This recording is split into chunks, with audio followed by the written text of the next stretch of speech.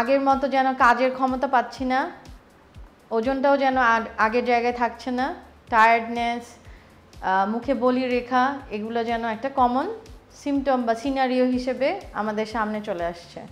ঠিক তাই, বয়স 35, এই সময় আমাদের শারীরবৃত্তীয় নানা ধরনের পরিবর্তনের সম্মুখীন আমরা হয়ে থাকি। স্পেসিফিক্যালি যদি আমি উল্লেখ করি, আমাদের শরীরের মাংসপেশি থিন হয়ে যায়, অর্থাৎ তার ওজন এবং আয়তন কমে যেতে থাকে।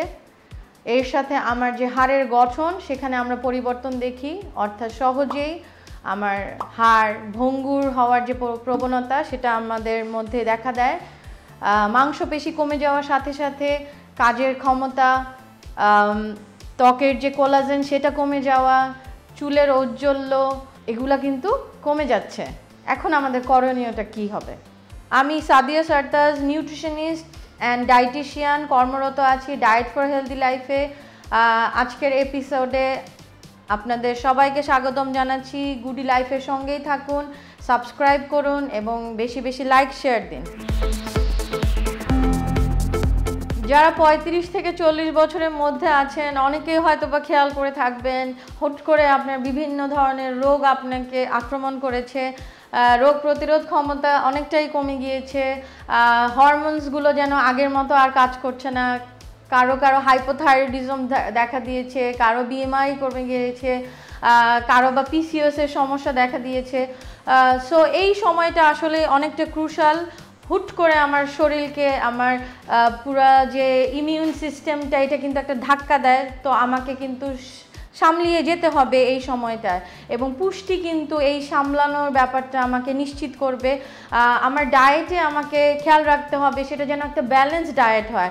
মনে রাখবেন, আমার খাদ্য তালিকাটা যদি ব্যালেন্সড হয়, অর্থাৎ carbohydrate, protein, fat, vitamins, minerals, পানির যে চাহিদা আমার রয়েছে, সেটা যদি আমি পরিপূর্ণভাবে পূর্ণ করতে পারি, তবেই কিন্তু আমার হরমোনগুলো ঠিক মতো কাজ করবে, এবং হরমোনই কিন্তু আমার সারা শরীরের যে কাজ সেটাকে কন্ট্রোল করছে, তাই না?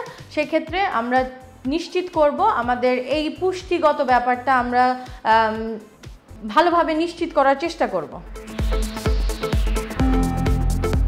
কার্বোহাইড্রেট, প্রোটিন, ফ্যাট, ভিটামিনস, মিনারেলসের উৎস যদি আমি সংক্ষেপে একটু আলোচনা করি, অর্থাৎ আমি খাদ্য তালিকায় 2 থেকে 4 পিস মাংস, পর্যাপ্ত পরিমাণে তেল, শাকসবজি, স্পেসিফিক্যালি যদি বলি 200 গ্রাম সবজি, 100 গ্রাম শাক যদি আমি নিশ্চিত করি, দৈনিক একটা ডিমের সাদা অংশ, সপ্তাহে 2 থেকে 3 দিন যদি কুসুম সহ আমি খেতে চাই, সেটাও খেতে পারবো। অবশ্যই দুধটাকে আমার রাখতে হবে, যেটাতে আমি ক্যালসিয়াম, ভিটামিন ডি পাচ্ছি।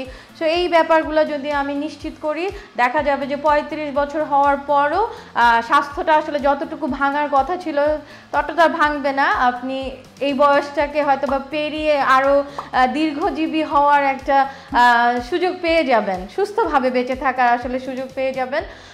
এক্ষেত্রে আমাদেরকে আরেকটা ব্যাপার নিশ্চিত করতে হবে, ভিটামিন ডিটা খুবই জরুরি। শুধু ক্যালসিয়াম রিচ দুধ জাতীয় খাবার খেলেই এনাফ হবে না। এই কারণে আমাদের ভিটামিন ডি এর জন্য কিন্তু রোদ লাগানোটাও খুব জরুরি। যতটুকু সম্ভব আমার হাতের তালুতেও যদি রোদের কিছু পশলায়, মানে রোদের কিছু রে এসেও পড়ে, সেটাও কিন্তু ওই ভিটামিন ডিটা আমাকে নিশ্চিত করবে। সেই কারণে 15 থেকে 20 মিনিট দৈনিক চেষ্টা করবেন রোদে থাকার। পর্যাপ্ত পরিমাণে পানি পান করবেন।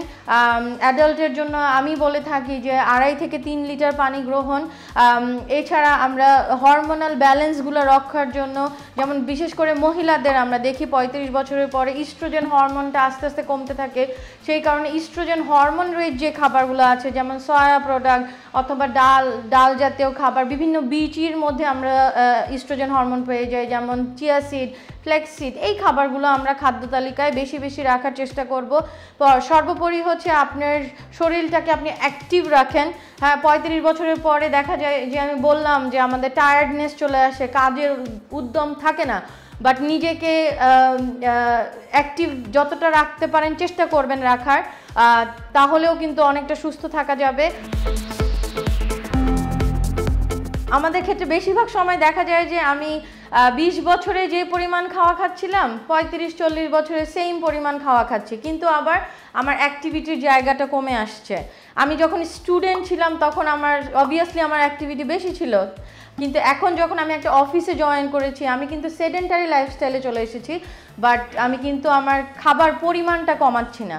সুতরাং আপনারা যদি নিজেরাও কমাতে না পারেন সেক্ষেত্রে একজন অভিজ্ঞ ডায়েটিশিয়ানের সাথে যোগাযোগ করতে পারেন, অথবা অনলাইনে বিভিন্ন তথ্য আছে সেটার ভিত্তিতেও কিন্তু আপনারা আপনাদের খাবার পরিমাণটা কেমন হবে সেটাকে ফিক্স করে নেন। এটাও কিন্তু আপনার ওই বর্ধিত ওজনটাকে কমানোর সাথে সাথে আপনার সুস্থতাটাকেই নিশ্চিত করতে সাহায্য করবে। ভবিষ্যতে একটি সুস্থ জীবন অতিবাহিত করতে চাচ্ছেন, অবশ্যই একজন অভিজ্ঞ ডায়েটিশিয়ানের সাথে যোগাযোগ করে আপনার ক্যালোরি রিকোয়ারমেন্টটা আপনি জেনে নেবেন। আপনার যে অসুস্থতাগুলো আছে সেগুলোর সাথে একাত্ম করে ডায়েটিশিয়ান আপনার জন্য একটা ডায়েট চার্ট তৈরি করে দিবেন, এবং আপনার অ্যাক্টিভিটি প্যাটার্ন কেমন হওয়া উচিত সেটাও কিন্তু তিনি বলে দিবেন। অর্থাৎ এই বয়স থেকেই কিন্তু আপনি যদি সচেতন হন ভবিষ্যৎটাকে কিন্তু আপনি একটা সুস্থ ভবিষ্যৎ, একটি রোগমুক্ত শরীরই কিন্তু আপনি নিশ্চিত করতে পারবেন। ডায়েট, নিউট্রিশন এবং হেলথ রিলেটেড বিভিন্ন ধরনের আপডেটেড তথ্য পেতে অবশ্যই গুডি লাইফের সঙ্গে থাকুন, গুডি লাইফকে সাবস্ক্রাইব করুন।